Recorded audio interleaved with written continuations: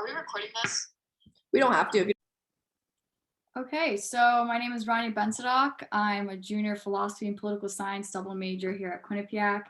And today's presentation is on the Amazigh people of Algeria. So let me share my screen.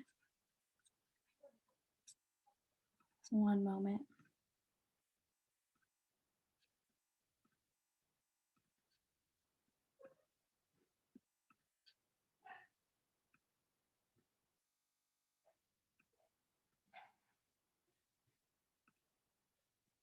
Okay, so all right, so the Amazigh people of Algeria, this is our flag.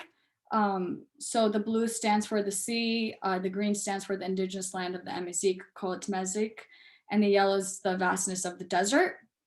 And the red markings are supposed to be, I guess, a depiction of a human, a free indigenous person. And so this flag has a long history of not being allowed in Algeria for centuries, but now it's getting a little bit more normalized, and I'll get into that. So I first want to start with traditional face tattooing in Algeria. So the first thing is that the first facial tattoo is called Shelila, which is on the chin. And this is supposed to be symbolic of the palm trees of Algeria. It usually goes from a straight line from the bottom to the lip to the bottom of the chin. And this line would sometimes be added on with dots to represent seeds.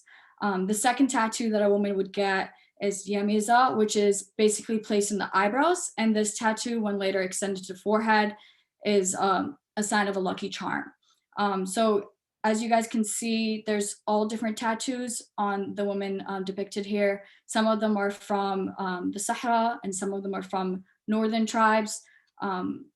There's a couple of meanings. So the tree represents strength, seeds represents fertility, snake, also fertility and healing, fish bones, water, prosperity, the lizard, rebirth and light. And these are usually given by the elderly people in the tribe.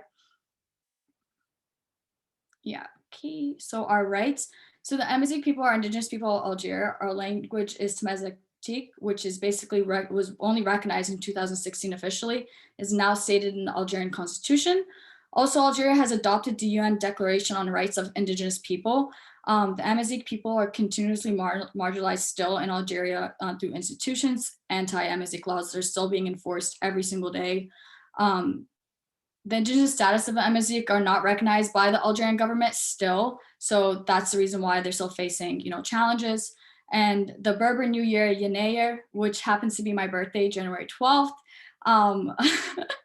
is the Berber culture is to celebrate, it's celebrated all over the country, and it's basically the new year, and that's a big part of our tradition. So just a little bit about the region and who we are. So Kbeil, which is where I'm from, is up here in the green. It's called Tizi And then Shawiyas, are in the blue area. And then we have the Tarig, which are down in the south, which are closer to the Sahara. But those are just a couple of locations of indigenous people. As you can see, we're very scattered. And the yellow are the Arabs. So the yellow portion of Algeria is sustained. It has most of the cities, most of the industrialization that happened in Algeria happened in the Arab colonies. Okay, so a little bit more about exactly where I'm from. So Kbeil are located east of Algiers. They face racism, discrimination against the Amazigh people in various domains: political, economic, social, cultural, linguistics. The Kbeil are particularly the target of power of Algeria because they are the Berber people who resist most of the practices forced upon the people to assimilate. So Kbeil are considered by the Algerian government as a public enemy #1. Okay, so this is actually fairly new. It's the movement of self-determination of Kbailia, which is basically every April 20th, Algerian Berbers take the streets to demand the independence of Kbailia. And on the occasion of the anniversary of the Berber Spring, which is the Yenayer that I explained before, marking down the bloody crackdown by the Algerian regime in 2001, which killed 116 protesters from Tizi Ouzou. So this is Muteb, which is basically, he was a famous artist that came from Tizi and he basically, because we were not allowed to voice our opinion about being indigenous in Algeria, a lot of the artists wrote lyrics demanding to be heard, and that was a way for them to protest. People would play the music out loud in the streets during weddings, during events and celebrations, to make sure that the message isn't forgotten. He was basically perceived as, we can compare him to Muhammad Ali. Like in Algeria, everyone knows who he is, especially if you're an Amazigh person. And he was loved very, very much. And this is actually an art piece in Tizi that's still there. And then this is actually one of my favorite legends growing up. Fatima, was the first Berber Algerian woman to fight in the war with along men. And she was extremely honored. As you can see, there's paintings on her about her. That's the only photo that we have of her. But she, you know, advanced the movement and resisted the French army extremely, and was respected amongst a lot of young individuals, especially females in Algeria. So a little bit about the history. France's invasion of Algiers in 1830 resulted in the disappearance of a third of Algerian population due to the French policies in the country.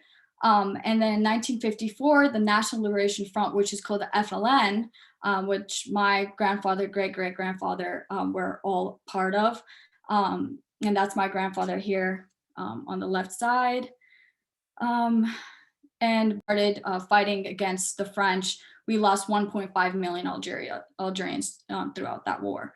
And then Algeria's independence in 1962 was accompanied by, Frenchmen, about 1 million French men and women and families left Algeria after our independence. We would call them Peau Noir, which meant the white people that lived amongst the Algerians. And a lot of them were really sad when they had to leave. Not all of them fought, most of them just migrated there, but because of our independence, they were forced to leave. And then Kiara,